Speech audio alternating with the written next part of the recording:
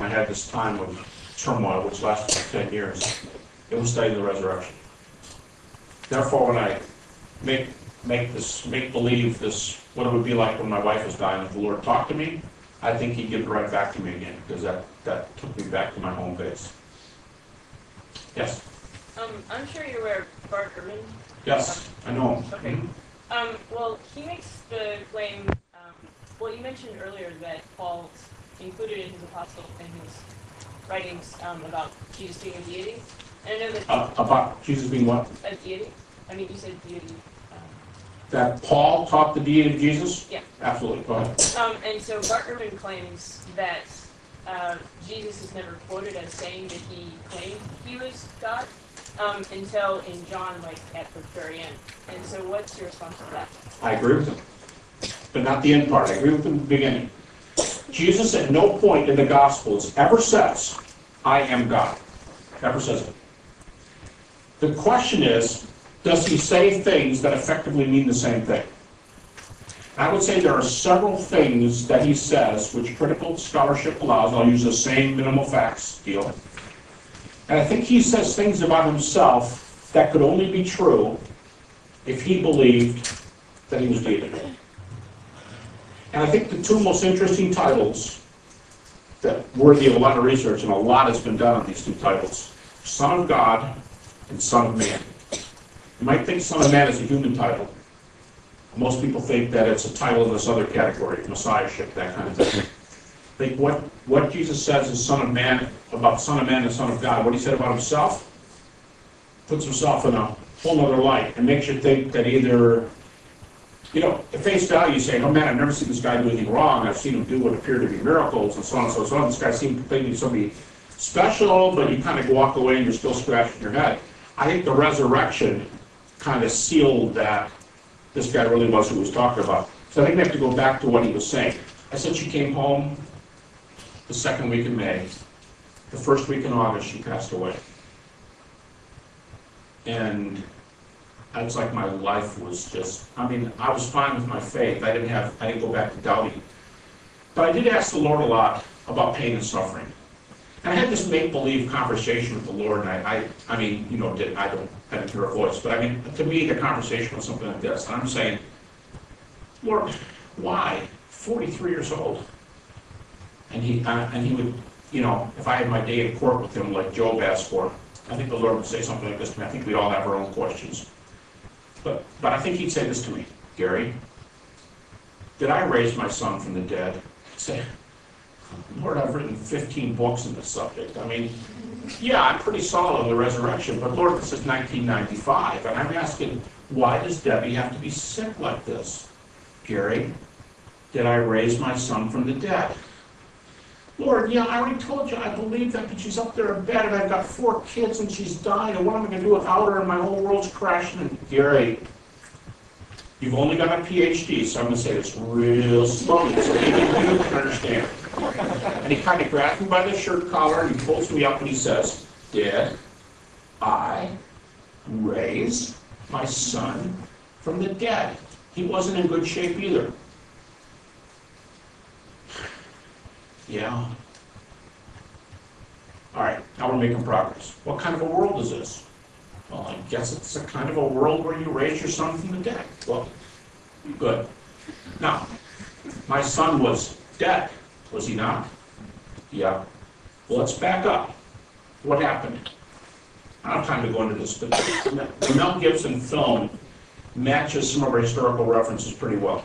One historical source said, you flay a man until his flesh hangs like ribbon from his bones. That's one of the ancient references about crucifixion. And so God said, when my son was on the cross, what did he say to me? Oh yeah. He said, my God, why have you forsaken me? I answered his prayers. What? I answered his prayers. I don't think so. No, I answered his prayers. How so? On Sunday? Well, yeah, you answered his prayers on Sunday, but the key is he had to die on Friday, and that was like the most horrible death you could... And then I'm thinking this through, and I'm saying, you didn't take him away from that, did you?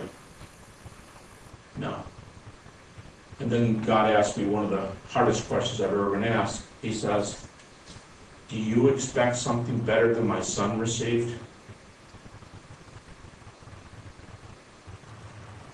How do you argue with that? Do you expect something better than he got? Should I take you away from it when I didn't take him away from it? Well, Lord, why is this happening? Not going to tell you that right now, but here's what I want to tell you. Some people go through these things. I've got a friend who says, God lets people go through things when he wants to bless them. There's something for you to think about. Anyway, the Lord's point is, that I raised him on Sunday. Answer his prayer. Do you know Christianity is the only major religion where the gospel gives a central part to the role of suffering? Now, Buddhism does, but Buddhism treats it by denying it, denying the reality of suffering. Only Christianity has the suffering at the middle of it and accepts it. Doesn't try to run away from it. Only Christian gospel. So anyway, that's they asked me to say something about way of application. To me, what better doctrine than one that says, here's a person who makes these extraordinary claims about being the Son of God. Put his money where his mouth was when he was raised from the dead. Has all this early witness. Well, we're talking about Alexander at plus 400, and we have sources from plus 5. People are willing to die for it, and it still makes a difference today.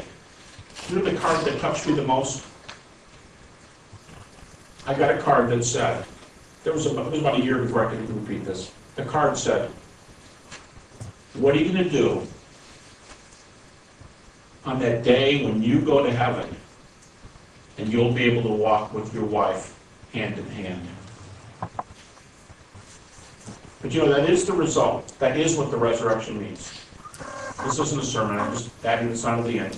That's not just something that has meaning, if it happened.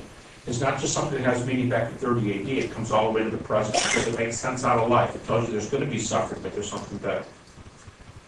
And that's the bottom line. Well, I'd be glad to take questions. Seriously, challenges. I've taught school for a long time. Been in a lot of universities. So derogatory remarks are okay. I'm used to them. After all, I raised 4 kids. Should I just go ahead and take them? Okay. Yes, back in the back. Okay, so your basic argument is that because they believed it and it was so close to the event that it's true? No, and that's a great question. Something's missing from this argument. That is what I said, but something's missing that I wasn't able to go into today. Here's my question for you. How do we get from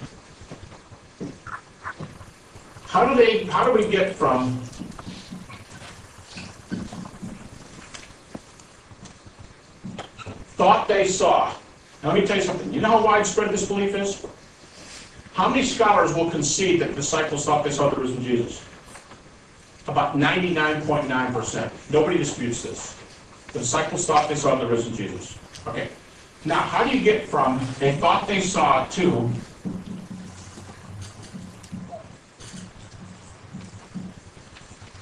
they really saw it?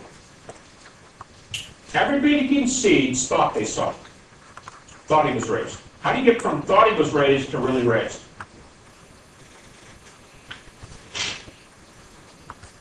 If you don't accept their testimony face value, which nobody needs to do, I mean, you can think about this, people propose what are called naturalistic theories. Okay, this is not a naturalistic theory. I don't believe it. That's a denial. That counts for no more than I believe it. That's an acceptance. A naturalistic theory is this. Jesus wasn't raised from the dead. What really happened was fill in the blank. That's a naturalistic theory. All right, I'll step up to the plate. I'll tell you what really happened. This is it. Do you know that the vast majority of critics today do not go that route? The green one. They don't go that route. Because these things have been tried for 2,000 years, and the data out there are amazing. In fact, when you debate on the resurrection, usually when you try to push a guy, he's not Christian, and you push him. I think it's great when